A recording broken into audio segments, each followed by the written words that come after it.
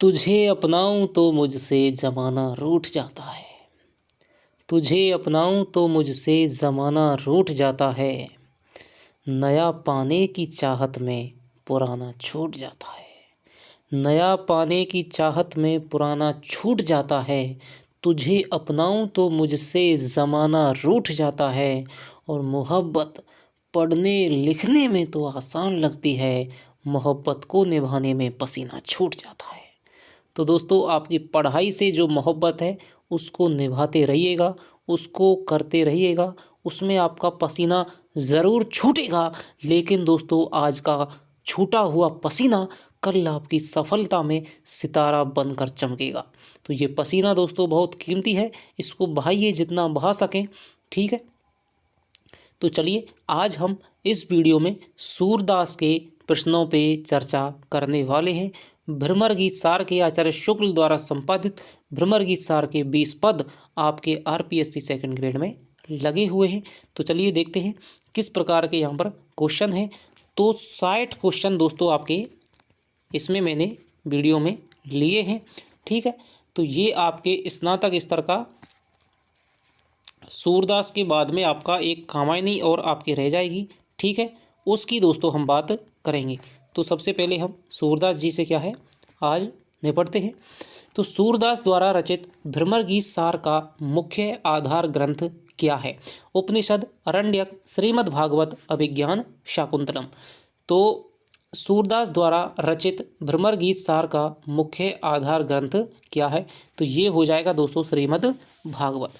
अब मुझे दोस्तों क्या है, एक कमेंट आ रहा है, एक हमारे साथी हैं ये पार्वती जी, मैंने उनका कमेंट पढ़ा था। उन्होंने कहा था कि सर आप क्वेश्चन कराएं तो केवल सीधे सीधे उत्तर बता दिया करें, चारों ऑप्शनों को ना पढ़ा करें। आपने दोस्तों देखा होगा जो भी कोई बहुत ज़्यादा सरल क्वेश्चन होता है जो मुझे लगता है कि आप सब पे आता है, तो उसका मैं ऑप्शन नहीं पढ़ता हूँ और मैं सीधे आपको उत्तर बता देता हूँ। लेकिन दोस्तों, मैं इन ऑप्शनों को बनाने में इतनी मेहनत करता हूँ। ठीक है, यदि आपको ऑप्शन ही नहीं पढ़ने हैं तो फिर आप अपनी जो पुस्तक है, अपने जहाँ से पहले पढ़ा है वहाँ से आप रिवाइज़ कर लीजिए। ठीक है, क्वेश्चन करना ही किस लिए है, आप यहाँ पर क्यों कर रहे हैं? क्योंकि आप वहाँ से पढ़ आए हैं। लेकिन दोस्तों क्या है, सारी महिमा ऑप्शनों की है। मैं दोस्तों एक बात हमेशा कहता हूँ कि कोई भी परीक्षक को कभी भी कठिन प्रश्न नहीं बनाने चाहिए। कठिन प्रश्न एक भी मत बनाओ, कठिन ऑप्शन बना दो, बस वहीं सारे के सारे ढेर हो जाते हैं। यही तो कला है दोस्तों। यहाँ पर मैं आपके लिए क्यों इतनी मेहनत कर रहा हूँ कि आपके ऑप्शन इस प्रकार से आ जाएं कि आप कैसे भी ऑप्शन आ जाएं आप उनको समझ करके हल कर सकें। यदि सीधे सीधे उत्तर बता दूंगा, वन लाइनर बता दूंगा तो इससे क्या इससे तो फिर रटना हो जाएगा।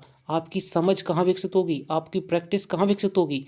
अभी मैं जो वीडियो बना रहा हूँ दोस्तों, ये 2 बज रहे हैं, रात के 2 बज रहे हैं। यदि दोस्तों मैं आपके लिए इतना वक्त निकाल सकता हूं कि आपकी मैं वीडियो बना सकूं रात के 2 बजे तक, तो फिर दोस्तों मुझे नहीं लगता कि आपको भी अपनी पढ़ाई के लिए, यदि आपका लक्ष्य आपको स्पष्ट है और आप चाहते हैं कि लक्ष्य प्राप्त करना, तो आपको थोड़ा सा तो अपने लिए वक्त निकालना पड़ेगा। आप ये नहीं कह सकते कि भाई वीडियो ऑप्शन पढ़ने की वजह से लंबा हो जाता है। तो इससे मैं सहमत नहीं हूँ दोस्तों। जिन लोगों को ऑप्शन पढ़ना यदि मेरा नागवार लगता हो तो फिर मैं उनसे कहना चाहूँगा कि दोस्तों जो क्वेश्चन ऑप्शन बनाने लायक है, ठीक है, ऑप्शन लायक है, तो वो तो मैं ऑप्शन पढ़ूंगा। यदि आपसे ऑप्शन पढ़ने से यदि आपका समय ज़्यादा खर्च होता है तो फिर मैं आपसे क्षमा प्रार्थी हूँ। आप कहीं और चैनल तलाश सकते हैं जो सीधा का सीधा आपको उत्तर बताता हो। ठीक है, तो यहाँ पर ऐसे बहुत सारे साथी हैं जो केवल ऑप्शनों के लिए, अच्छे क्वेश्चनों के लिए हमारे चैनल से जुड़े हुए हैं। तो चलिए दोस्तों, ऐसे साथियों का स्वागत है। और थोड़ा सा आप इस चीज़ के 5-10 मिनट का फ़र्क पड़ता है, कोई ज़्यादा फ़र्क नहीं पड़ता है। जो वीडियो 30 मिनट की है वो 35 मिनट की हो जाएगी, 40 मिनट की हो जाएगी। लेकिन मैं आपको उसके सहारे में बहुत ज़्यादा कुछ बताने का प्रयास दोस्तों करता हूं। तो सूरदास द्वारा रचित भ्रमर गीत सार का मुख्य आधार ग्रंथ क्या है दोस्तों? तो श्रीमद् भागवत का 10वां स्कंद है। सूरदास द्वारा रचित भ्रमर गीत के प्रथम पद का मूल भाव क्या है? ब्रज में मथुरा का समाचार सुनाना, ब्रज के सभी समाचार प्राप्त करना, राधा का मिलना, उपयुक्त सभी। तो दोस्तों इसका उत्तर हो जाएगा कि भाई ब्रज में मथुरा के समाचार सुना देना, ब्रज के सभी समाचार तुम प्राप्त कर लेना, कृष्ण जी कहते हैं, और राधा से भी तुम मिलाना और उसको मेरी सूचना दे देना। तो ऊपर सभी इसका मूल भाव हो जाएगा। मंत्री एक बन बसत हमारो, ताही मिले सचु पाइयो। तो यहाँ पर दोस्तों मंत्री शब्द किसके लिए आया है? तो पहले ही पद में दोस्तों ये कृष्ण ने कहा है कि तुम्हें मेरा मंत्री मिलेगा। तो यहाँ पर जो मंत्री शब्द है वो दोस्तों राधा के लिए आया है। ये आपने शायद पढ़ा होगा अच्छी तरह से। हम दो बीरे अरि परिधरे, मानो थाती सौंप गए, पंक्ति में कौन सा अलंकार है? तो उपमा, उत्प्रेक्षा, दृष्टांत, उदाहरण। तो आप जान सकते हैं कि परधरे मानो थाती सौंप गए, तो मानो मनु जानो जनु जनु मनऊ, तो यहाँ पर आपका उत्प्रेक्षा अलंकार हो जाएगा। आगे चलते हैं। तबहि उपंग सुत आए गए, यहाँ उपंग सुत शब्द प्रयुक्त हुआ है। तो ये दोस्तों आपका क्वेश्चन है वो आ रखा है। तो यहाँ पर जो उपंग सुत शब्द है वो यहाँ पर अक्रूर के लिए दोस्तों प्रयुक्त हुआ है। सखा सखा कछु अंतर,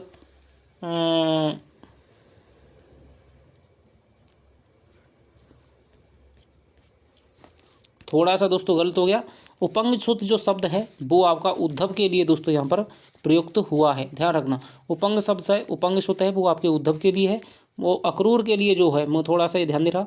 सुफलक सुत, सुफलक सुत है वो आपका अक्रूर के लिए दोस्तों शब्द है वो प्रयुक्त हुआ है, जो कृष्ण को और बलराम को ब्रज से वो मथुरा लेकर के गए थे। तो ये उद्धव के लिए है उपंग सुत शब्द। सखा सखा कछु अंतर नाही, भरी भरी अंक लय, उपयुक्त पंक्ति में अलंकार निहित है। तो अनुप्रास, पुनरुक्ति, प्रकाश, श्लेष और यमक। तो इसका उत्तर इसका हो जाएगा दोस्तों आपके पुनरुक्ति प्रकाश अलंकार है कि सखा सखा, सखा सखा यानी कि कृष्ण में और उद्धव में कोई भी अंतर नहीं है। तो सखा सखा की 2 बार पुनरावृत्ति हुई है, अर्थ दोनों एक ही है। हालांकि दोस्तों इसका यमक भी हो जाना चाहिए था, ठीक है, कि सखा सखा। तो एक जो सखा है तो वो तो दोस्तों यहाँ पर किसके लिए प्रयुक्त हुआ है? उद्धव के लिए, और सखा एक उसके लिए कृष्ण के लिए प्रयुक्त हुआ है। लेकिन यहाँ पर जो मैं समझता हूँ कि ये सखा सखा है वो आपका एक विशेषण के तौर पर यहाँ पर ये प्रयुक्त, वो संज्ञा के तौर पर यहाँ पर ये प्रयुक्त हुआ है, ठीक है। तो यहाँ पर आपका पुनरुक्ति प्रकाश आपका अलंकार हो जाएगा। कृष्ण की प्रेम पूर्ण बातें सुनकर भी उद्धव के अप्रभावित रहने का कारण क्या था? उद्धव का कृष्ण की बातों पर ध्यान न देना, उद्धव का योग साधना में ये दृढ़ विश्वास होना, उद्धव का प्रेम साधना से परिचित होना, बै और सह दोनों। तो कृष्ण की प्रेम पूर्ण बातें सुनकर भी उद्धव का अप्रभावित क्यों थे? क्योंकि दोस्तों वो कृष्ण की बातों पर एक तो ध्यान नहीं दे रहे थे और उनका योग साधना में क्या है? दृढ़ विश्वास था। इसीलिए तो उद्धव को कृष्ण ने मथुरा भेजा था कि जैसे वो ब्रज भेजा था, गोकुल में भेजा था कि जैसे ही इनका गोपियों के सामने होगा तो तब ही इनका जो निराकार निर्गुण ब्रह्म का जो घमंड है, जो दर्प है, जो अभिमान है, वो इनका क्या है? टूटेगा। और ये इसी के माध्यम से भ्रमरगीत सार के माध्यम से सूरदास ज्ञान पर भक्ति की, निर्गुण पर सगुण की, ठीक है, हृदय की, बुद्धि पर हृदय की विजय क्या है? प्राप्त करवाना चाहते हैं, उसका मंडन करना चाहते हैं। आगे चलते हैं। जदुपति देखो ते ही मुस्कात, यहाँ पर उद्धव के मुस्कुराने का कारण क्या है?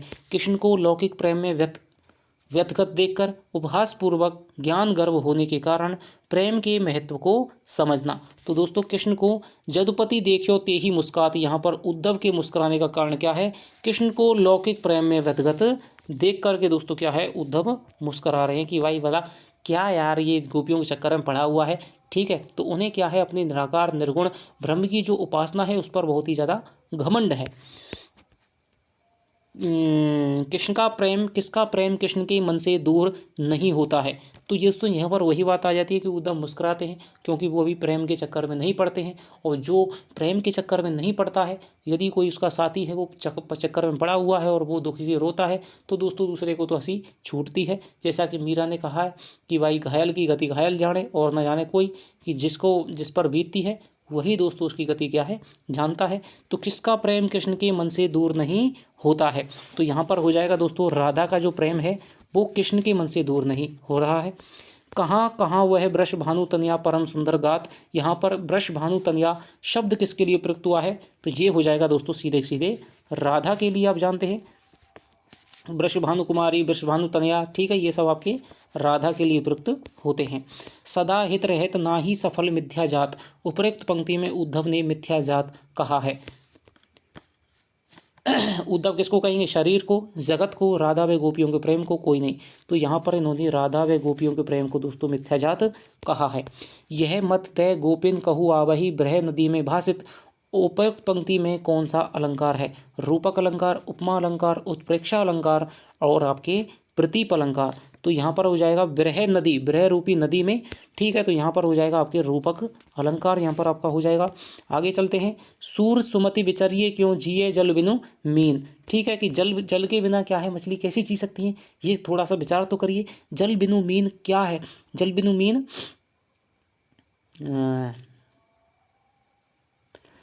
बताया गया है, ठीक है, बताया गया है गोपियों को, राधा को, कृष्ण को और यशोदा को। तो यहाँ पर दोस्तों जल बिनु मीन यानी कि मछलियाँ किसको बताया गया है? वो बताया गया है दोस्तों गोपियों को, कि कृष्ण रूपी जल के बिना में गोपियाँ रूपी जो मछलियाँ हैं वो जीवित नहीं रह सकती हैं, ठीक है। तो यहाँ पर गोपियों को बताया है। तो मथुरा गमन के पश्चात कृष्ण को माता यशोदा की कौन सी बात बुरी लगती है? माखन खाने से मना करना, गाय चराने वन में नहीं जाने देना, अपने को धाय कहकर संदेश भिजवाना। यही दोस्तों इसका उत्तर हो जाएगा कि जो यशोदा है वो क्या है, मथुरा देवकी के पास में कृष्ण को अपनी धाय कहकर के संदेश भिजवाती कि मैं तो धाऊँ, मैंने इसका पालन किया है, तो आप इसकी बातों को नहीं जानती हैं, ये क्या है, सुबह सुबह माखन रोटी मांगता है, ये है वो है। तो इस प्रकार कहती हैं। तो कृष्ण को यही बात उनकी बुरी लगती है, ठीक है। तो अपने को धाय कह करके संदेश भिजवाना। आगे चलते हैं। कृष्ण को अत्यधिक आनंद मिलता है राधा से मिलकर, गोपियों से मिलकर, ब्रज के सभी लोगों से मिलकर, यशोदा माँ से मिलकर के। तो इसका उत्तर हो जाएगा दोस्तों ब्रज के सभी लोगों से मिलकर ही कृष्ण को आनंद की प्राप्ति होती है। सूर श्याम पहुँचाए मधुपुरी बहुरी संदेश न लीनो।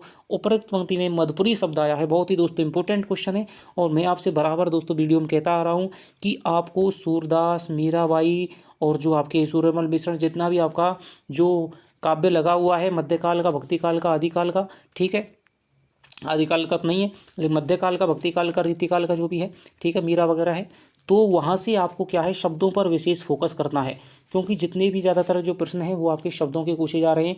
पिछली बार 2018 की आपके इसी से सूरदास से आया था उपलक सुत, वो सुफलक सुत आया था। सुफलक शुद्ध शब्द का क्या अर्थ है? तो उसका अर्थ था दोस्तों अक्रूर, ठीक है। तो इस प्रकार के प्रश्न आपसे निरंतर पूछे जा रहे हैं, शब्दों का अर्थ पूछा जा रहा है, क्योंकि परीक्षक है वो भी जानता है कि यदि यार मैंने यहाँ से क्वेश्चन यदि यहाँ से गहरा बना दिया तो फिर कोई भी नहीं सही कर पाएगा।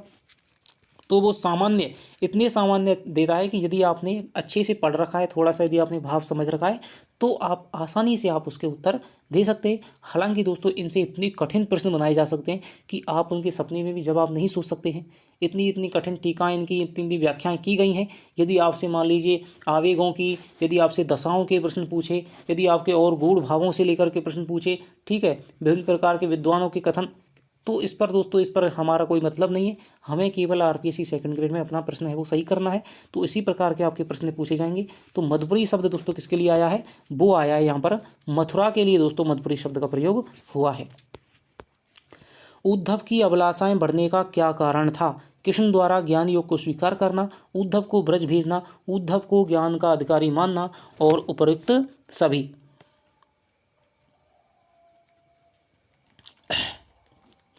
तो उद्धव की अभिलाषाएं बढ़ने का क्या कारण था? तो इसका उत्तर हो जाएगा दोस्तों ज्ञान योग को स्वीकार करना, ब्रज भेजना, उद्धव का ज्ञान का अधिकारी मानना, उपयुक्त सभी इसका उत्तर हो जाएगा। आगे चलते हैं। नयन आकाश चढ़ायों में कौन सा अलंकार है? संबंधातिशयोक्ति, असंबंधातिशयोक्ति, भेद का अतिशयोक्ति, रूप का अतिशयोक्ति। अब लीजिए कठिन प्रश्न, यदि आपको मान लीजिए अब कठिन प्रश्न यदि परीक्षक देने लगे, यदि वो ठान ले कि भाई मुझे तो यहाँ से इनका क्वेश्चन है वो सही होने नहीं देना है, ठीक है, तो कुछ भी दोस्तों उठा करके देख सकता है और वो इसके लिए स्वतंत्र है। भाई सिलेबस आउट ऑफ सिलेबस जाएगा नहीं, सूरदास में से क्वेश्चन देना है तो कुछ भी उठा करके दे लेगा, कितनी भी गहराई तक चले जाएगा। तो फिर आप करिए सही क्वेश्चन। लेकिन परीक्षा का स्तर है सेकंड ग्रेड, और दोस्तों मैंने कॉलेज लेक्चरर भी देखी है, ठीक है, फर्स्ट ग्रेड भी देखी है। सारे परीक्षाओं को एनालिसिस करने के बाद में मैं आपको पढ़ाता हूँ, ठीक है। और शिक्षक वही है जिसको सभी का क्या है पैटर्न पता हो। और अब शिक्षक तो मैं आपको नहीं कहूँगा, मैं आप जैसा ही साथी हूँ, ठीक है। और आपके बराबर जितना ज्ञान है उसी तरह आपको मैं क्या है संग संग साथ साथ पढ़ रहे हैं, पढ़ा रहे हैं, आपसे कुछ मैं सीख रहा हूँ, मैं आपको कुछ सिखा रहा हूँ, बस इतना सा है। संबंधातिशयोक्ति, असंबंधातिशयोक्ति, भेद का अतिशयोक्ति, रूप का अतिशयोक्ति हो जाएगा। तो इसका उत्तर हो जाएगा दोस्तों यहाँ पर, ये देखते हैं, नयन आकाश चढ़ाओ में दोस्तों क्या है यहाँ पर संबंधातिशयोक्ति, ये अतिशयोक्ति अलंकार के दोस्तों क्या है भेद है। ठीक है। उद्धव को देखकर गोपियों का ठगी सी रह जाने का कारण क्या था? उद्धव को कृष्ण समझ लेना, उद्धव के ज्ञान योग से निराश होना, उद्धव का प्रेम साधना से अपरिचित होना, उपयुक्त सभी। जब दोस्तों गोपी देखती है कि भाई रथ आ रहा है और रथ में से कोई क्या है सांवले लंका आ रहा है, तो उसको लगता है कि भाई कृष्ण यहाँ पर आ गए हैं। लेकिन जैसे ही उसे पता चलता है ये तो कृष्ण नहीं बल्कि उसका सखा उद्धव है, तो वो क्या है एकदम खड़ी सी क्या है रह जाती है। तो इसका उत्तर हो जाएगा दोस्तों यहाँ पर जड़ता स्थायी भाव भी है, जड़ता जो भाव है जड़ता भी है। तो उद्धव को कृष्ण समझ लेना। ठीक है।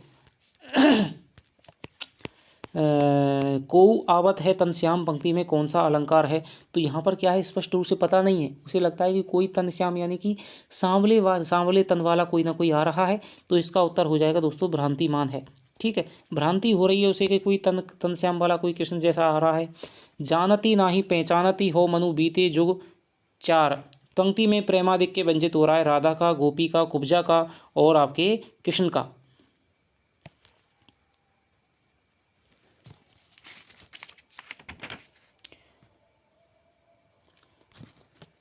कि जानती नाही पहचानती हो मनु बीते जुग 4, तो यहाँ पर दोस्तों क्या है गोपी का प्रेमाधिक्य है व्यंजित हो रहा है। आगे चलते हैं।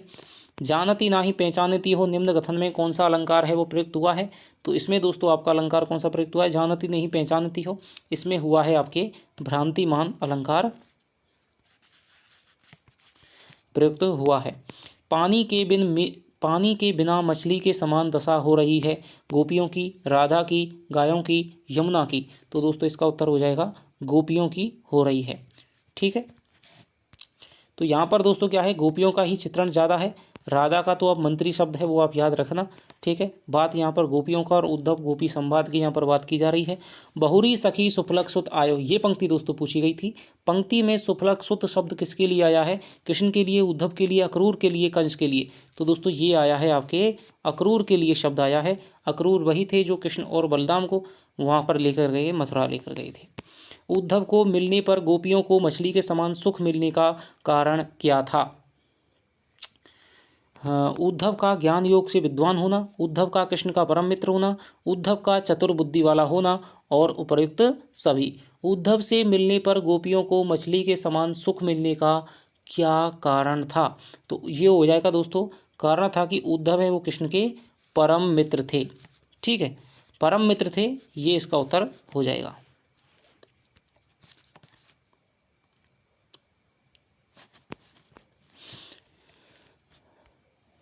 जब गोपियाँ उद्धव से मिली और उन्हें पता चला कि ये तो भाई इनके परम मित्र हैं, तो उनको क्या है बहुत ज़्यादा शांति प्राप्त हुई। उन्हें लगा कि भाई जब परम मित्र हैं तो कुछ ना कोई समाचार ये उनका लाए होंगे। चतुर्बुद्धि वाला होना दोस्तों कोई मतलब नहीं है, वे चतुर्बुद्धि से क्या फ़र्क मिलता है, ज्ञान योग से विद्वान होना भी उन पर कोई फ़र्क नहीं पड़ता है हो या नहीं हो। लेकिन यदि उद्धव कृष्ण के परम मित्र हैं तो उन्हें तो क्या है कृष्ण की खैरो खबर चाहिए और उसी से क्या है उनके हृदय को शांति मिलती है। मधुबन की माननी मनोहर द्वारा किसकी ओर संकेत किया गया है?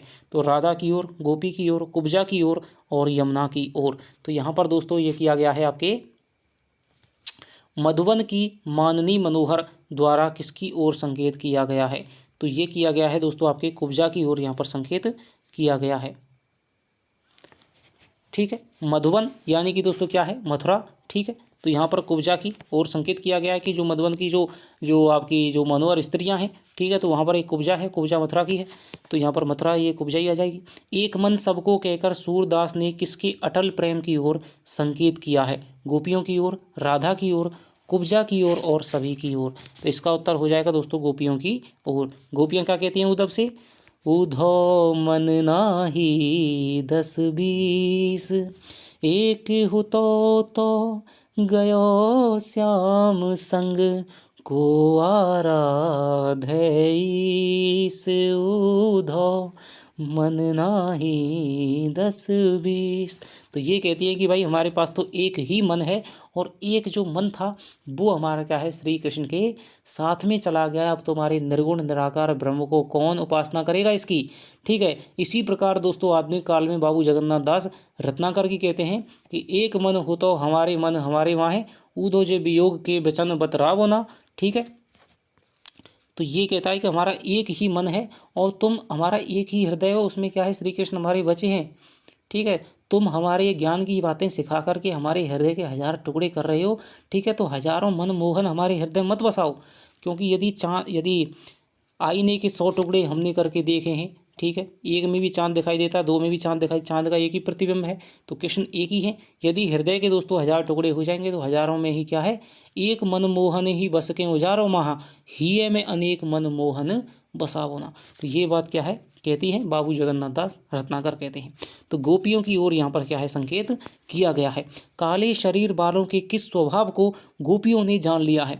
अब कुछ कहते हैं कि भाई आप इतना बोलते रहते हैं, ठीक है, बेफालतू का ज्ञान है उसको यहाँ पर बघाड़ते रहते हैं। दोस्तों अब की बार RPSC फर्स्ट ग्रेड में जो संस्कृत विभाग का पेपर था उसमें एक पंक्ति पूछी गई थी कि ने कु कही बेननी अनेक कही ने ननी सो, रही सही सोई कह दीनी हिचकीन सो।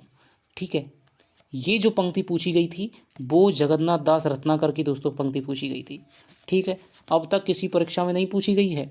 ठीक है, और सीधे उठा करके पूछ ली, लगाइए और उसमें कौन सा रस है। यदि ठीक है, तो यहाँ पर आपको लगेगा भाई ये करुण रस है, लेकिन दोस्तों जब आप पूरा यह कविता पढ़ेंगे तब आपको लगेगा भाई ये वियोग श्रृंगार रस है। और उद्धव, और यदि पंक्ति आपको पता लग जाए तो भी आप पहुँच सकते हैं। तो इधर उधर के ज्ञान से यदि आपका विषय संबंधित है तो उससे फायदा निश्चित रूप से आपको मिलता है। ठीक है, काले शरीर वालों के किस स्वभाव को गोपियों ने जान लिया है। व्यभिचारी, अविश्वसनीय, प्रवंचक, उपर्युक्त सभी। तो दोस्तों क्या है, काले स्वभाव वाले जितने भी हैं, ठीक है, व्यभिचारी, अविश्वसनीय और प्रवंचक हैं, तो यहाँ पर उपयुक्त सभी इसका उत्तर हो जाएगा। ठीक है, कि कृष्ण भी काले हैं, उद्धव भी काले हैं, अक्रूर भी काले हैं। ठीक है, और भौरा भी क्या है, काला है, तो ये व्यभिचारी है, अविश्वसनीय, से विश्वास नहीं किया जा सकता है। ठीक है, झूठ बोलने वाले हैं। उद्धव का ज्ञान गर्व किसने दूर किया था, तो ये किया था किसने, गोपियों ने किया था। उद्धव द्वारा योग साधना के पालन करने हेतु गोपियों की पुतलियां नीचे हो जाने का कारण क्या है। गोपियों द्वारा ज्ञान मार्ग को स्वीकार करना, गोपियों द्वारा ज्ञान मार्ग को अस्वीकार करना, उद्धव की बातें समझ में नहीं आना, गोपियों का उद्धव की बातों पर ध्यान ना देना।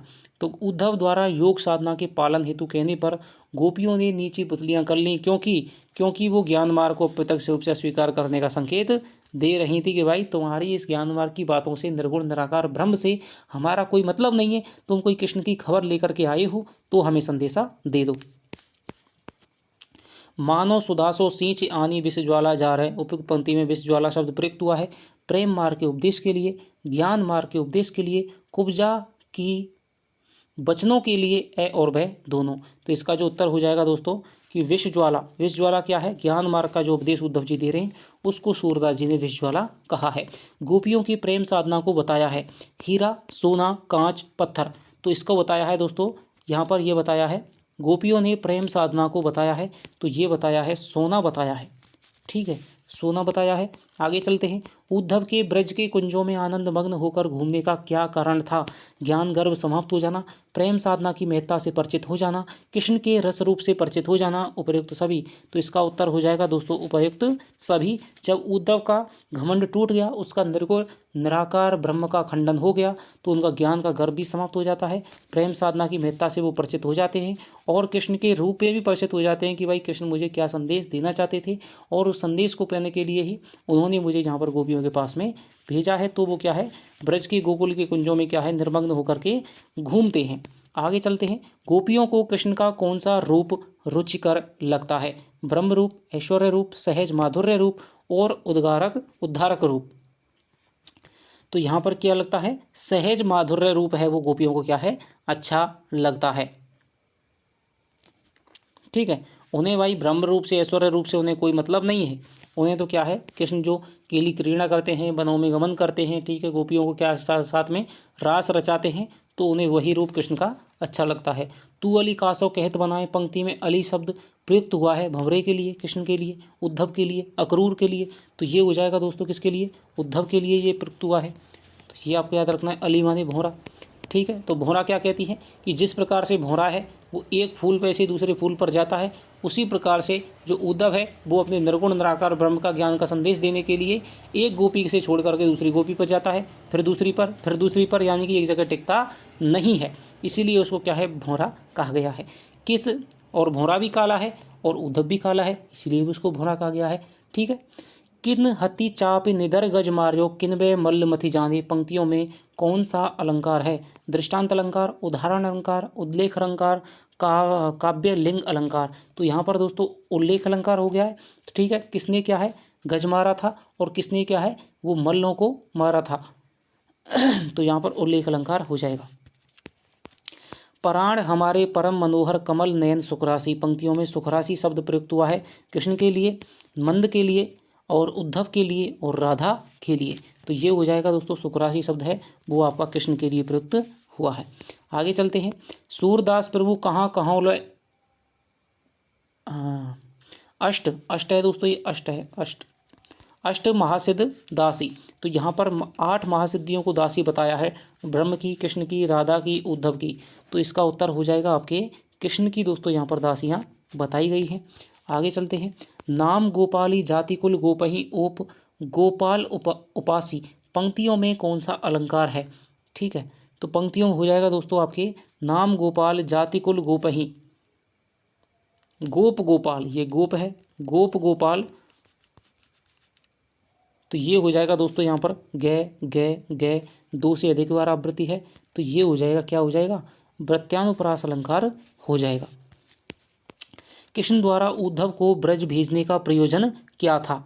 कृष्ण द्वारा उद्धव को ब्रज भेजने का प्रयोजन क्या था। उद्धव का ज्ञान गर्भ दूर करना, प्रेम योग सिखाना, गोपियों के भय को कम करना, और उपरयुक्त सभी। तो दोस्तों ज्ञान गर्भ दूर करना तो था ही था, ठीक है, प्रेम योग भी सिखाना था, गोपियों का भय भी कि भाई उद्धव एक बार चले जाएंगे, थोड़ा सा मेरा समाचार भी मिल जाएगा तो उनका क्या है, भय का दुख है वो भी कम हो जाएगा। तो उपयुक्त सभी इसका उत्तर हो जाएगा। लेकिन यदि मुख्य रूप से यदि बात करें तो ये दोस्तों उद्धव के ज्ञान के गर्भ को दूर करना ही इनका उद्देश्य था। भ्रमर शब्द का कौन सा अर्थ उद्धव पर सटीक बैठता है। जहाँ तहाँ भ्रमण करने वाला, भ्रम में पड़ा हुआ, स्वामी और भंवरा।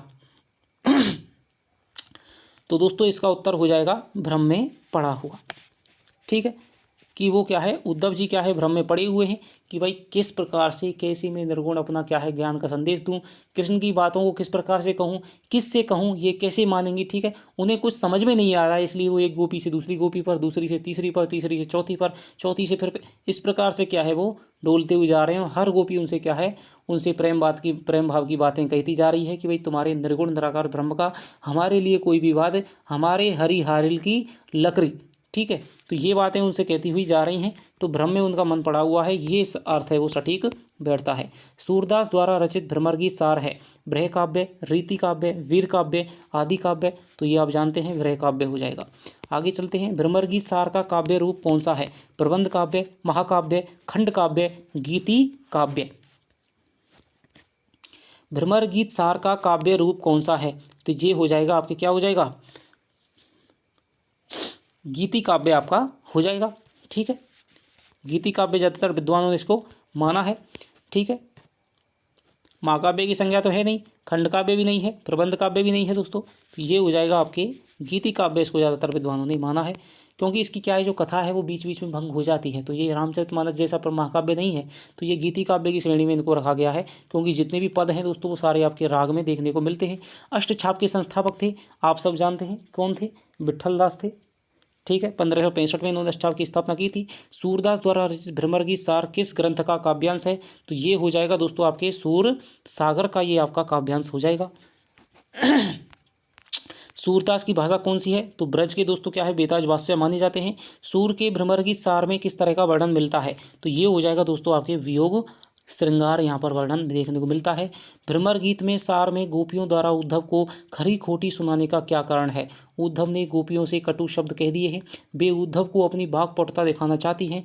उद्धव गोपियों को निराकार ब्रह्म का उपदेश दे रहे हैं। गोपियाँ कृष्ण वियोग में जुझलाई हुई थी। ठीक है, तो ये उसका उत्तर हो जाएगा दोस्तों, सही उत्तर हो जाएगा इसका कि उद्धव गोपियों को निराकार ब्रह्म का उपदेश दे रहे हैं। ठीक है, इसलिए क्या है वो उद्धव को सुना रही हैं, खरी खोटी सुना रही हैं। ठीक है, तो दोस्तों इस प्रकार के बताइए, यदि मैं आपको ऑप्शन नहीं पढ़ूँ और सीधे के सीधे मैं आपको यदि उत्तर बता दूं तो इससे क्या फ़ायदा होने वाला है।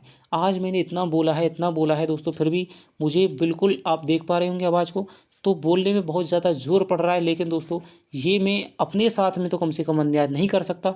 मैं ईमानदारी के साथ में दोस्तों जिसको बोलना होगा तो उसको दोस्तों, जिसके ऑप्शन मैंने लिखने में दोस्तों मेहनत की है, बोलने में मेहनत कर रहा हूँ, तो थोड़ी सी मेहनत तो आप भी कर सकते हैं। तो आगे चलते हैं। सूरदास की भक्ति की मुख्यता किस प्रकार की है? दास्य भाव की, सख्य भाव की, माधुर्य भाव की, गुरु भक्ति। तो ये भक्ति है दोस्तों इनकी सख्य भाव की। दास्य भाव की भक्ति दोस्तों तुलसीदास की हो जाएगी। ठीक है, माधुर्य भाव की मीरा की हो जाएगी। असंगत चरण बताइए। अष्टछाप की स्थापना 1565, ये तो दोस्तों संगत है। अष्टछाप के संस्थापक विट्ठल दास, ये भी दोस्तों संगत है। सूर की मृत्यु हुई पारसोली ग्राम में, बल्लवाचार्य बैठे गद्दी पर सूरदास, तो यही दोस्तों यहाँ पर गलत हो जाएगा। बल्लवाचार्य की गद्दी पर सूरदास नहीं बैठे थे, सूरदास की पारसोली गांव में हुई थी, बिल्कुल सही है। कवियों का काल क्रमानुसार सही विकास बताइए। सूरदास, नंददास, परमानंद दास, छीत स्वामी, सूरदास, नंददास, छीत स्वामी, परमानंद दास। सही कवियों का काल क्रमानुसार सही विकास बताइए। तो आप जानते हैं कि जो नंददास हैं दोस्तों, परमानंद दास, छीत स्वामी, तो जो नंददास हैं वो सबसे क्या है, कनिष्ठ कवि थे, आप सब जानते हैं। ठीक है, सूरदास सबसे बड़े कवि थे, तो ये इसका क्या है उत्तर हो जाएगा। नंददास का जन्म है दोस्तों 1533 में हुआ था, और इसी समय दोस्तों क्या है रसखान का भी जन्म हुआ था। तुलसी का जन्म 1532 में हुआ था, ध्यान रखना, राम गुलाम द्विवेदी के अनुसार। अष्टछाप की स्थापना कब हुई थी? तो ये हुई थी दोस्तों 1565 में हुई थी। आगे चलते हैं। कुब्जा कृष्ण के ब्रज त्यागने का क्या कारण बताती है? यशोदा द्वारा कृष्ण का अनेक कष्ट दिया जाना, राधा के अनुचित व्यवहार का कारण लज्जित होना, कृष्ण की गोपियों से समानता न होने का, और उपर्युक्त सभी। तो दोस्तों इसका उत्तर हो जाएगा उपर्युक्त सभी, कि भाई कृष्ण अपना दूध बना करके उद्धव को भेज रहे हैं, साथ में कुब्जा भी आ जाती है कि भाई उद्धव तुम जा रहे हो तो मेरी भी बात भी कह देना, कि वो क्या है, वो यशोदा कहती है कि भाई मेरा मेरा मेरा कृष्ण, उसने क्या दिया, उसने क्या है, मक्खन दे देती है, बासी रोटी खाने को दे देती है, गोपियाँ अपना कह करके। और राधा क्या है, क्या किया तुमने, तुमने बुराई किया आज तक कृष्ण के साथ, कृष्ण को जो आपको महत्व मिलना चाहिए था, गोपियाँ उसको नचाया करती थी। ठीक है, तो ये कोई बात थोड़ी है। तो इस प्रकार की बातें वो कुब्जा कहती है। ठीक है, कि अब भाई तुम्हारा कृष्ण नहीं, अब तो ये मेरा होकर के रह गया है। तो यहाँ पर कुब्जा का सौतिया डहा देखने को मिलता है। आगे चलते हैं।